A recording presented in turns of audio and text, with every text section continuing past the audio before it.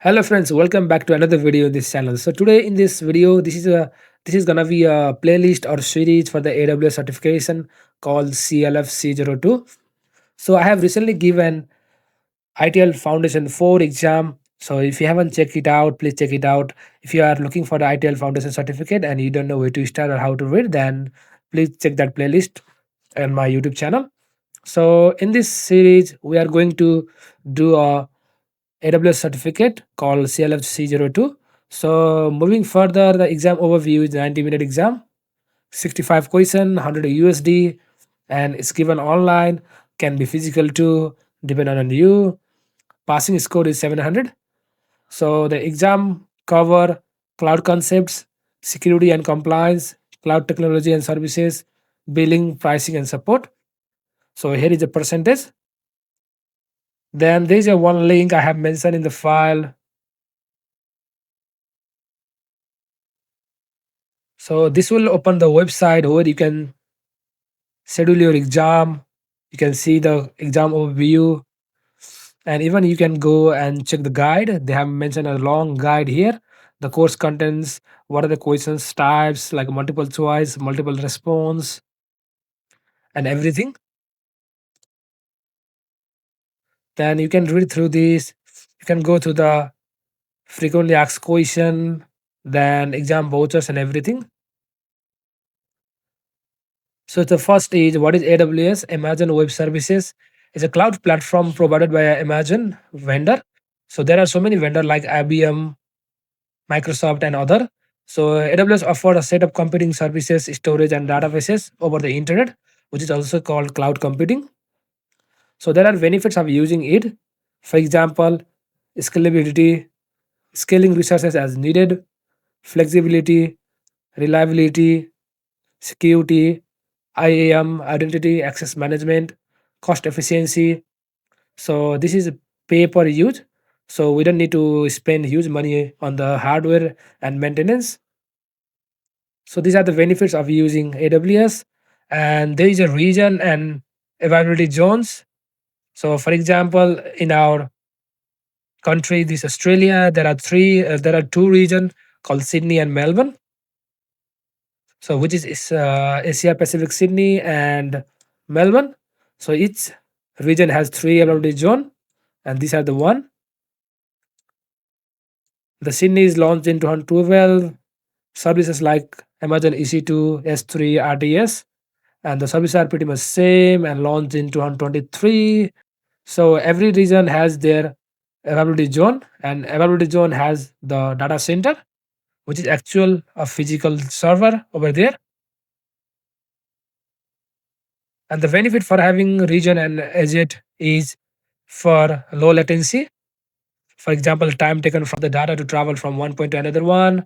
For the high availability, fault tolerance, for the sharing workload between availability zone, disaster recovery, data redundancy, and durability.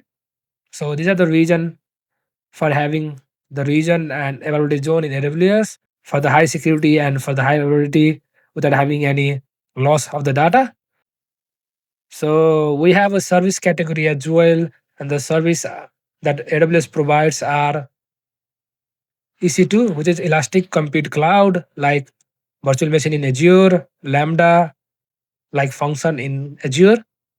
Storage services is simple storage services. S3 is a bucket, and EVS. So these are the storage services. These are the compute services, and the database services. We have RDS, a relational database service.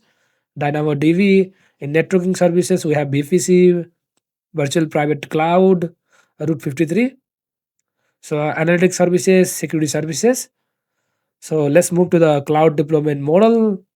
So we have three cloud deployment model here. The public cloud services are provided over the internet and shared across multiple customer. You don't own the infrastructure like AWS. For example, the services in this one are EC2, S3, RDS, as this can be publicly accessible. And private cloud is cloud services are used exclusively by a single organization.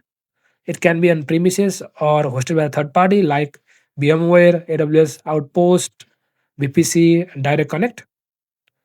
And the last one is hybrid cloud. So it's a combination of public and private cloud working together. Data and application can be shared between them, like organization using AWS and its private data center. So like AWS Direct Connect, Amazon Route 53 Resolver, and VPN. So we have a cloud service model, and there are three cloud service model: IaaS, PaaS, and SaaS. So IaaS is an infrastructure as a service. So there are a relationship between the cloud provider and you as a customer, which you have to manage separately. So you manage operating system, middleware, apps, data, whereas the cloud provider manage the hardware and storage part like this in IaaS. For example, Amazon EC2, Azure VMs. So I have more example here like Amazon S3 and RDS in IaaS. And the PaaS, so we have to manage apps and data, whereas the cloud provider manage operating system, server, storage. And before IaaS, OS was managed by the customer, and PaaS OS is managed by the cloud provider. So the for example, AWS Elastic Beanstalk, Azure App Services, and more example is AWS Lambda, which is serverless computing, Amazon DynamoDB, NoSQL database. And the last one is SaaS. So in SaaS, you just have to use the app, nothing else. So everything else is managed with the cloud provider. For example, Gmail, Zoom, and more example is Amazon Chime. So Amazon Chime is just like Teams in Microsoft, which provides services like communication services. For example, meeting, chat, video conferencing. So this is all for this video, and this will give you overview of the AWS for the cloud practitioner exam. So I'll see you in another video.